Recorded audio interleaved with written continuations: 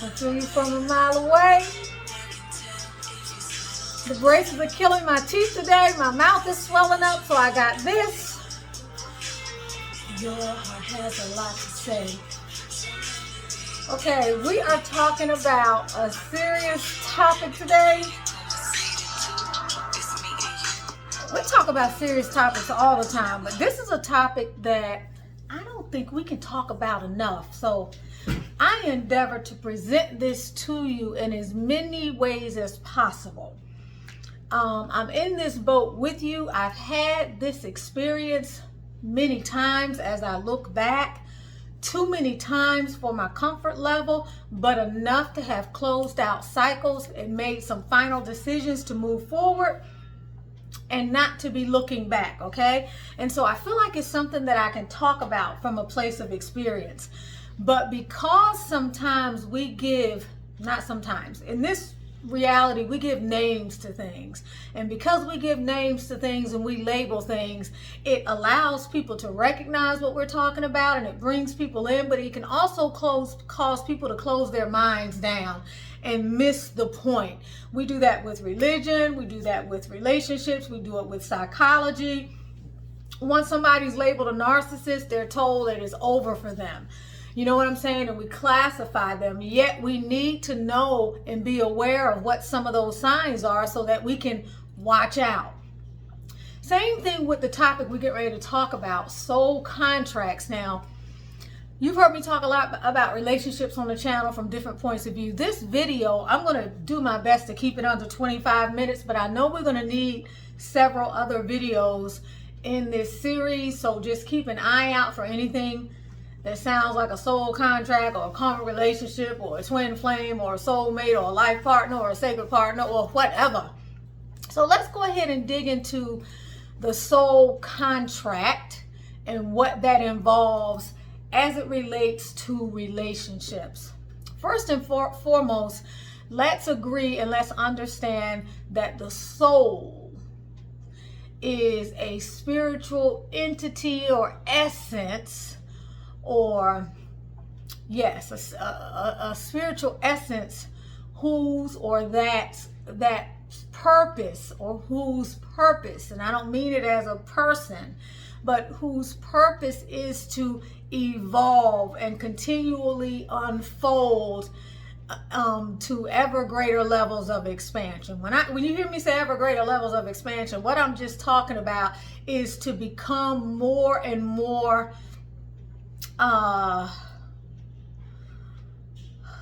higher versions. Let's keep it simple. Higher versions, all right?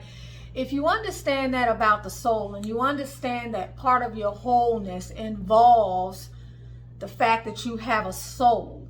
It's that part that can't be captured on a video, on an x-ray, on a radiography machine. It's the part that the doctor can't see, that the surgeon can't operate on, but it's the thing or the essence that makes you human. It's that part of you that is always moving you forward, and it's that part of you that communicates with the most ancient part of you, the beginning you, the eternal you, the you that has no beginning or no end. All right, when I say the beginning you, I'm talking about the most if I had to break something down to the subatomic level and it could go down to the most minute aspects possible, we would be talking about something in that area. Because of that, it's important for you to know that because you have one, it's that soul that is guiding you. The soul in and of itself, in a manner of speaking, is an evolutionary tool. All right. The soul has a contract or an agreement that is not like what we think of as an agreement. But that's, hey, we've got to use words, right? Semantics. And so, hey, baby, I'm working, okay? Mommy is working. So it's important to understand that this soul is constantly, first of all, this soul is not in the third dimensional reality. So the soul is not beginning, middle, and end. Present, past, future. That's not the soul.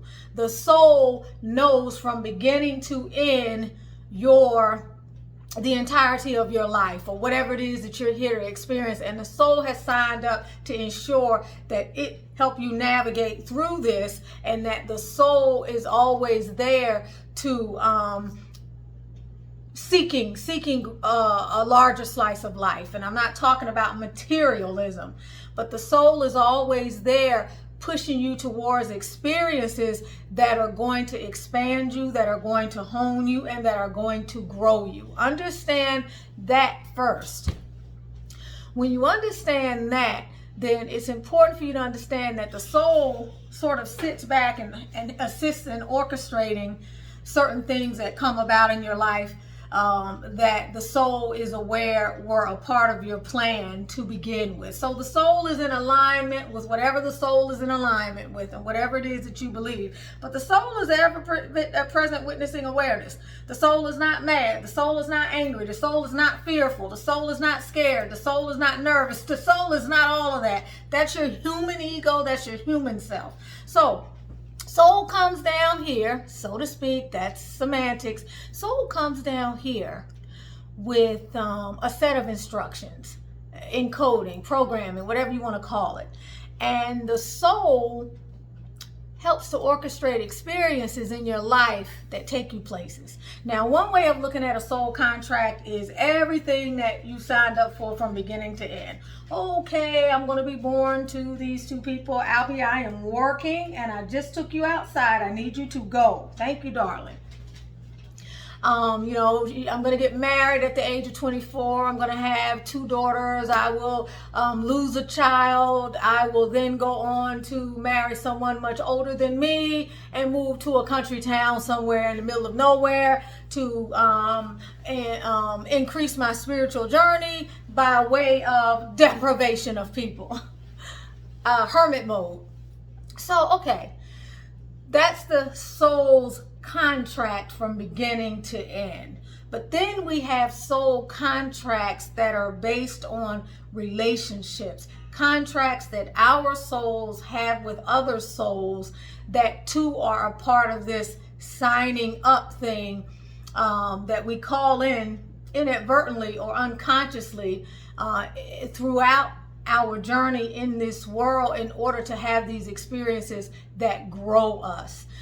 Because of the fact that relationships are one of the ways that human beings interact in relationships, whether it be family, love relationships, spouses, children, through these relationships, we grow most. A relationship of any type is the one thing that's going to test you more than anything else, okay? Not being all the way out here in the boonies. That's a different type of growth. But a relationship is going to bring you experience one day after the other, moment after the other, that's going to grow you and test you. So it's through relationship that we must understand that we have these intimate interactions that help us to see ourselves, that help us to grow, that help us to ascertain how the universe or how spirit gives us immediate feedback, that help us to become our best selves. Now, why is it important that we be able to identify a soul contract and the kind of contract it is? Because we're going to get into 2, maybe 3 different kinds of contracts. The reason why it's important is because if you understand very early on what type of soul contract you are engaging in with another individual, you can use that information to navigate that relationship in a way where you're conscious, you're informed of what's going on, even though you may feel out of control at certain times, in the sense of it's going to happen with or without you, and until you reach certain levels within that relationship, you're not going to be able to get out of that relationship, because that's just the way it is. But if you know what you're dealing with, you know what kind of work you're supposed to be doing, you know what you're supposed to get out of that relationship. It is so important to determine at the very early stages, in a very critical way, what kind of soul contract relationship you are in. Now, we can call these soul contract relationships soulmate relationships, because it's someone that your soul mates up with. All right, so you can look at it as a soulmate relationship. But a lot of times when people hear the word soulmate, they think la-da-dee, la-da-da, and they go in the la-la land, and they don't they get distracted from the essential message, which is why we have to shift the terminology sometimes so that we can invite in another level of analysis. So you have some soulmate relationships or some soul contracts that are uplifting soul contracts. Okay, you have other soul contract relationships that are debasing. They debase you. Okay, rather than uplift you, they cause you to descend into an abyss of dismal darkness, to lose your energy, and they debase you. So we have these two polarities, okay? I would venture to say we have a third type that is a little more neutral, that doesn't leave an awful footprint on your life, that doesn't necessarily empower you in the ways that we see empowerment, but it's not necessarily something that, let's just call that the placeholder, the placeholder soul contract. But I don't want you to get stuck on that. For the purposes of this video, I want you to look at the people in your life and I want you to identify what kind of soul contracts these relationships represent. That is critical. And don't put the person as a placeholder relationship unless you are 100% sure. A placeholder relationship will be something that comes into your life or something that you sign up for by way of free will that does not harm you, but it does not move you forward either. It doesn't leave a real lasting impression on you. Nobody got hurt. You didn't lose anything. You might have, in a sense of how some people would define morality or benefit, not benefited or did something immoral or whatever, but the relationship in and of itself didn't feel like a curse. But it didn't particularly feel like a blessing either. You're not quite sure maybe what the meaning of it was. It didn't leave an impression on you. Let's for all intents and purposes, let's call that the placeholder soul contract, all right? Even though you may not like that term. And in another sense, it may not really make sense. But let's hold that there. Let's deal with the first type, which is the uplifting type of soulmate relationship or type of soul contract. This is the relationship, and remember, these can be with your children. They can be with people that you co-work with. They can be with people that you are in love with, that you have relationships with, that you are married to, that you have situationships with, whatever. The first type of a soulmate contract or soul contract is the uplifting soul contract, or the one that allows you to ascend. This particular soul contract, albeit not without challenges, because everything in life is about growth. Everything is always growing. That's the only constant, growth and change. So clearly it's not going to just be a walk in the park, because this is not heaven and we are not angels, right? So this particular type of soul contract, though, there is a sharing of love, okay? There are two hearts that come together, and they tend to come together for something that you know is higher, okay? Meaning it could be a higher mission. It could be something that you know is for the greater good, right? Let's say you're married to someone and you may not be head over heels with them, but you're happy, you're secure, you're raising a beautiful family, you have a stable home, you're creating legacy, wealth, and all of that stuff. You could be looking out the window at other people who have drama and who have better clothes than maybe you have on, and who seem to be laying out on the beach making passionate love and feeling some kind of way, okay, about that. But that may not be your story, but your situation is stable. You are happy and your hearts share love, okay? You share love and you may share passion too. I'm not saying that you wouldn't share passion. But the thing about this relationship is these people, for the most part, dwell together in true love, in a higher vibrational frequency of care and concern for each other, admiration and support. Fundamentally, you want the best for this person, they want the best for you. This person you never felt was trying to really undermine you or didn't love you or didn't care for you. This person does not deliberately try to hurt you. There is a mutualistic sort of relationship here built on reciprocity, and you guys are a good fit for the most part.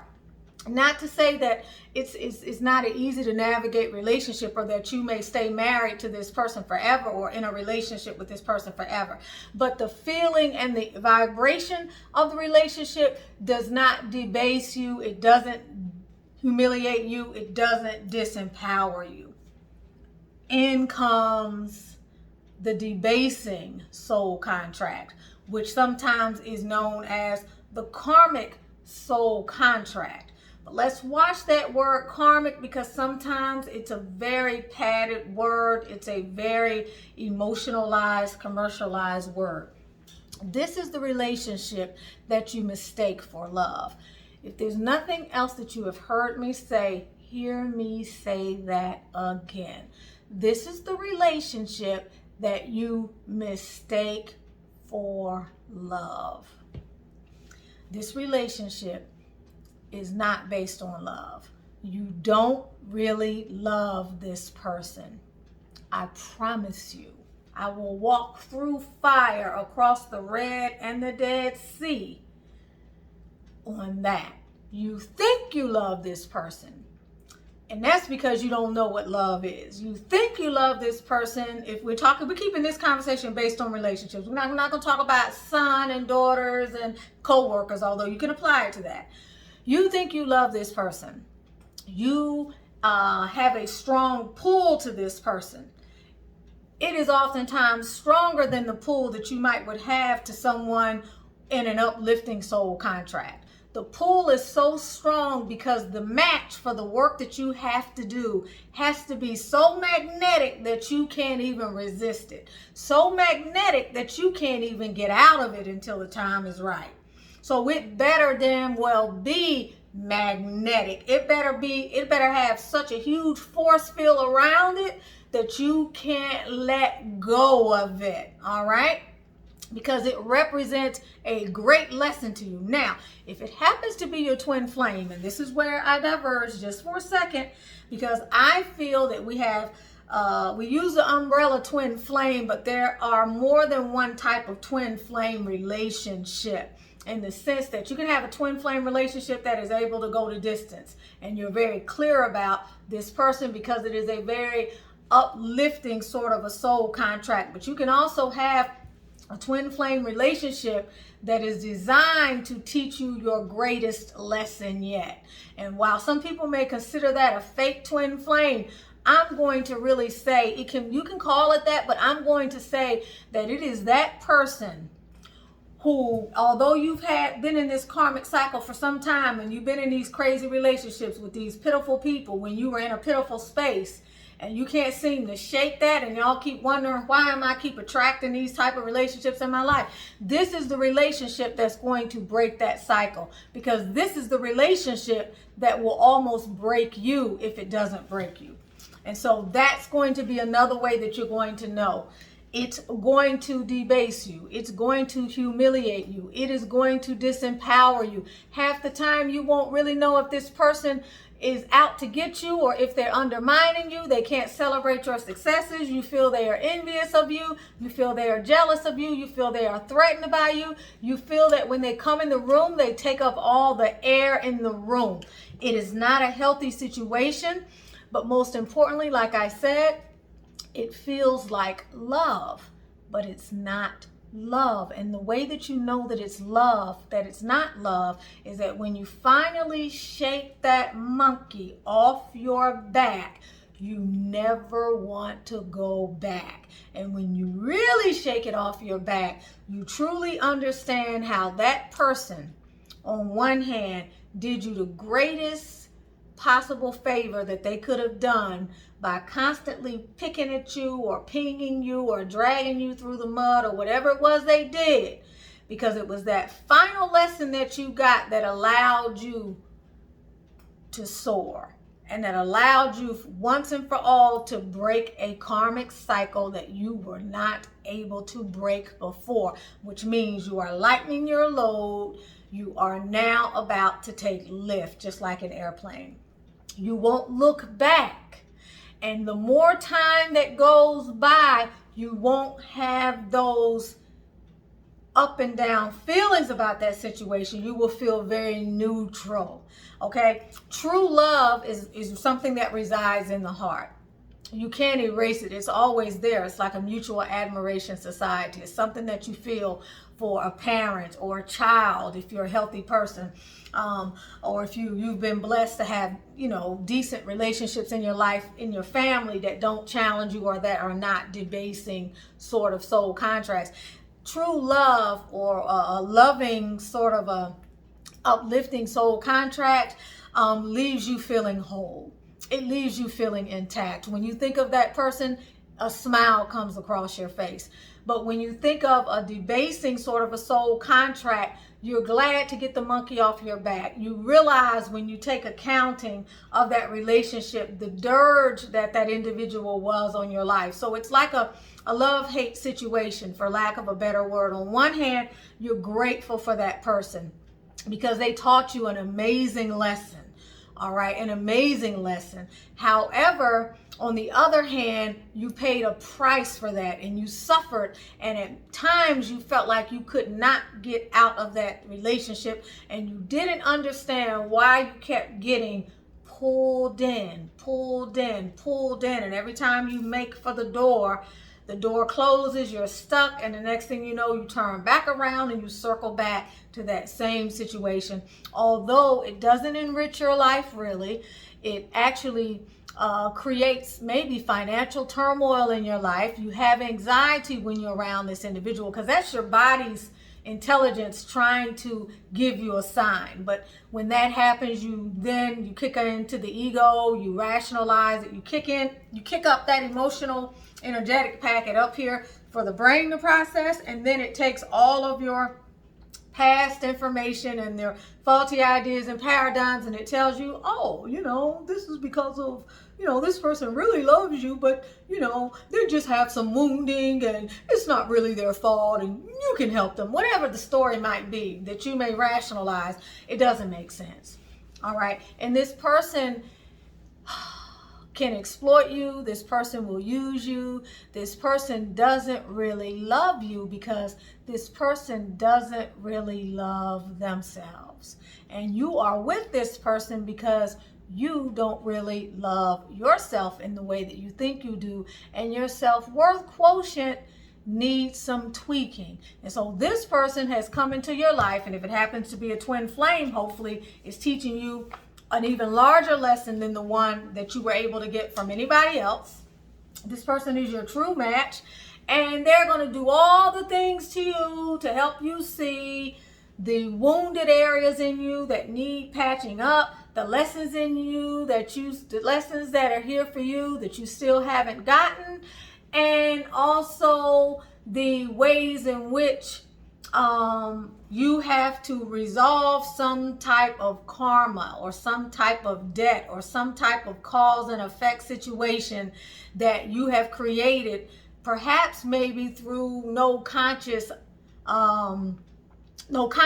of your own. You may not be conscious of it. Maybe it is something from a different period in time that you're not quite aware of, but you have a debt that you have to pay. So your souls come together. They're very familiar with one another. And this is the person right now who is well suited to give you your medication. This is the person that is going to be your doctor, and you will be there getting those treatments until such time you are able to identify that relationship, understand what it is you're supposed to learn, get up off your laurels and begin to do the work and work through these things, which means you have to step into your power. Stepping into your power is not, doing this thing and saying, I'm not putting up with this shit anymore. That's the easy way to step into your power, because that's just talking. Stepping into your power is taking your energy back from this person, because one of the things that you will realize is that this person will take your energy and they will take your power. And you will be reeling so much from that you can't even get your grounding enough to know that this is what is happening to you and that there's something you need to do, and that you really need to be with your eyes wide open, and you really need to be on the defense. You need to recognize that this is a spiritual warfare. You're not in that space. You're in the space of oh, maybe there's a lot of passion. Maybe the loving is great. Maybe, they're doing this and they're doing that, and it doesn't really feel good all the time. And, I can't sleep at night, and I'm not energized about life the way I used to be. And maybe I don't feel like going to work, and maybe it's messing with my bottom line. You're not focusing on that the way you need to be. You're putting that person before you put yourself. You're silencing the part of you that is telling you that this is not right, this person is doing this person is doing that, or this person is not on your level, or this person doesn't have their act together. You're not processing any of that. You're in a different space, and when you're in that space, you're not conscious. So until you become conscious, then this is going to be your reality, and you'll be in one crisis after another with this debasing soul contract type situation. And then you will have to come around to understanding that there's some healing work that you have to do, because underneath all of this, that person is mirroring you. You've attracted them into your reality. You're a perfect match. This is a contract. So they're here to show you not only what you need to work on, but they're here to show you you. So the things about them usually that you hate the most somehow are the things within you that need to be rehabbed. Those things must be rehabilitated. And that means you got to go back. You got to look at the patterns in your life. You got to go back and atone for certain things. You got to make corrections. You got to access that part of you that does those kinds of things. And you have to understand why, because you have to break the cycle. When you have this information and you're still in this relationship, but you're coming up, then you got to go into your masculine energy and take some sort of action. You have to do something about it. You have to once and for all cut this leech, this pariah, this nemesis, this nightmare, this threat. You have to cut this out of your life. And you have to do it for good. And then you have to make sure that you never look back. These are not relationships that some of you in the comments will ask, well, what if, we want to still be friends, or we want to get back together? Usually these are the kinds of relationships that have brought so much death and destruction and left a path of collateral damage that it's not healthy for you to continue to engage in these kinds of relationships, because what on earth can they bring you?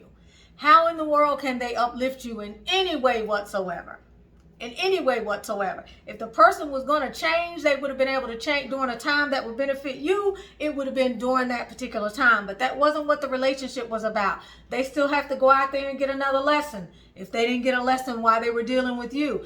Your job is to sever the connection and then to never look back, because you have to ascertain, looking back, what is that going to do? It's going to draw you back into the past, folks. We cannot move forward looking back. With there being a billion and billion and billion and billions of people on this planet, there's no need to go back and pluck that same person out again, or to continue to nurture that in your life. It didn't go anywhere for a reason. We got this thing about constantly recycling and going back to the past with stuff. And we kind of gotta recognize when that's appropriate and when it's not. And when something has been like a wrecking ball in your life, you don't keep going back to it. So you have to make a decision that honors you, and a decision that demonstrates that you are in your power, which is the decision to cut something off or to cut something out and to walk away and to not,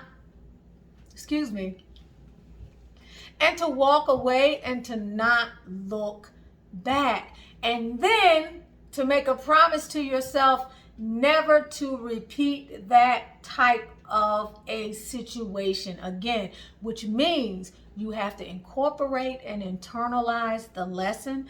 You have to become more discerning, and you have to look at all the ways that you did not listen to your inner guidance when you were in this situation, or even before this situation came in. Because I would go so far to say 9 times out of 10, there's something that gives you red flags from the very beginning. And if it doesn't happen on the first or second meeting, it happens almost right away, because this energy is like, it's like two two powerful energetic forces coming together. There's fire, it moves very quickly, it's usually very out of balance. There are extremes in this type of a relationship, and very quickly it takes you down like this, and it debases you. It does not take long, because this is what this relationship was supposed to represent in your life. Whereas on the other hand, you have this other relationship that uplifts you. You are doing better after the relationship. Even if it ends, you're better after the relationship because of some influence that that person had in your life. You feel good. You were never debased. You were not disempowered. You didn't feel like you were living with the enemy. It's a totally different thing. And like I said, at the end of the day, it's a relationship. Excuse me. It's a relationship where you always have feelings of admiration for this person. Okay, you care for them and you always want the best for them. And it's not to say that you don't want the best for the other person, but you probably just don't think about it like that. The best for you and the best for them is for them to get to move out of your life, or for you to kick them to the curb and not look back. So these kind of relationships can be very difficult to get out of, because they exist for the purpose of providing you feedback about your decisions in life. They also exist for the purpose of being the karmic retribution, or the karmic loop, or the karmic feedback loop again, that helps you to ascertain where you are in your energetic frequency. Because these people represent being on the same frequency as you are at some given time. So it lets you know how far you've come, but also how far more you have to go. It brings a lesson into your life, something that you need to learn about yourself. I didn't care about myself as much as I did. I don't really have a confidence quotient that is acceptable. I'm willing to accept anything in a relationship. I didn't think that I was good enough. Maybe that was your lesson. Whatever the lesson is, you're going to get a lot of that lesson and a lot more than you probably bargained for at the outset of this sort of association. So again, you're getting a lesson. You're getting an opportunity to up-level your life. So that's why it's important to see this as spiritual warfare, because that's exactly what it is. This person has come into your life to bring you some very difficult lessons that, unless you put on your spiritual artillery and your spiritual jumpsuit, you won't see it coming. You'll be unconscious. You'll end up in this thing forever, because you'll be sleeping. By the time you wake up, a decade or 2 or 3 may have gone by, and you won't even know who you are at that point. And you'll be starting back over at ground level zero. So it's important to identify these relationships and know what kind they are from the outset, so that you can get the most out of them. Soulmate relationships may give you your children. They may give you some sort of financial stability or some other leg up in your life in some way. A soulmate relationship may bring you closer to God. These karmic relationships are not going to bring you closer to God. They are not going to teach you reverence for the Creator, and they're not going to expand your human potential, because they are like relationships from hell. Even when these people come cloaked in the words of religion or spirituality, it is a farce. It is a shallow understanding of the application of true faith and spirituality in your life. It is, or in their life, it is something that glitters, okay, but is not gold. And it's something that you have to be very careful of. These relationships do not enrich your life. At the end of the day, both relationships generate certain auric frequencies. They generate certain chemical releases, which means that they affect you on the physical level, on the emotional level, on the spiritual plane, on the mental plane. They affect you in terms of your career and your finances. They affect every area of your life. Okay, and they are the way in which you betray yourself and put someone else before you, and they are the way in which you fail to honor your boundaries and you fail to understand what self-love is about. But When you defeat the dragon, when you move this person out of your life, you will notice an immediate ascension. Everything in your life will start to take off. Everything in your life will begin to flow. All right, things will become easier. You will get your health back. If this thing or this person brought some type of health malady into your life, you will get all of the abundance, the flow, the answered prayers, everything that you are due, that was always trying to come to you, but that you were blocking through disobedience and a betrayal of your own soul. All right, all of that stuff will begin to flow in the direction towards you the sooner you get this relationship out of your life. But it is something that you have to have, and it is a relationship with a person that you will cross paths with at some time. So beware of the company you keep. Beware of the soul contracts that you signed up for before you came down here into this reality. I don't want to say down here. We're always saying down here as if, you know, we can comprehend this space continuum. But when you came into this particular experience or into this particular dimension, you knew about this, and then at some point in your life it came to fruition as something that was supposed to happen. It was destiny, and it was a divine unfolding, and it is a test and an opportunity for you to level up, which means everybody doesn't pass the test and everybody doesn't level up. And the degree to which you don't is the degree to which this thing will bring on spiritual impoverishment.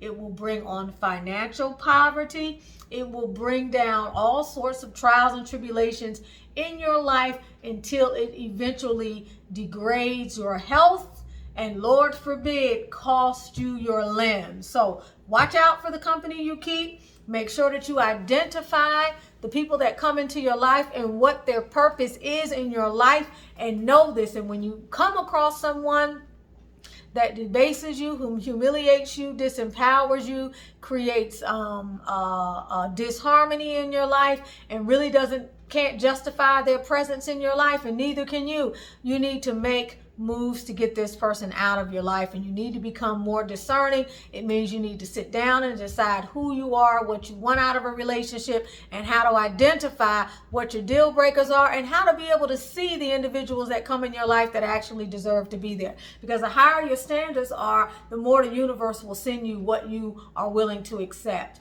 and not what you're not willing to accept, because you'll keep returning the sender, return the sender, return the sender, return the sender.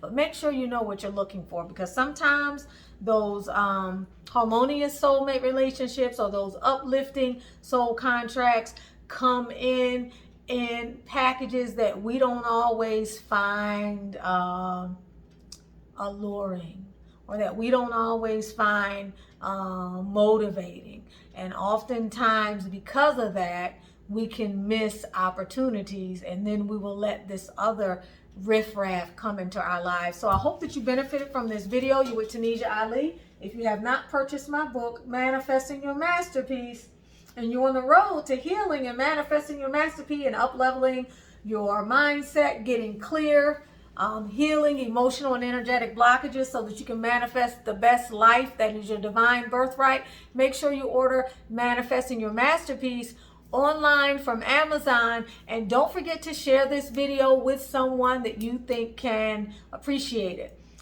Make an effort to share this video with two people who are out there dating, or two people who are in a relationship where you feel they may be lost, or they may be experiencing some sort of disharmony in their life as a result of a relationship or a soul contract that they signed up for. Share this video with them. You are with Tanisha Ali. I hope you have a beautiful day. I hope that you continue to be productive, prosperous, and at peace. Join the evolution, and I love you. Don't forget to catch the love.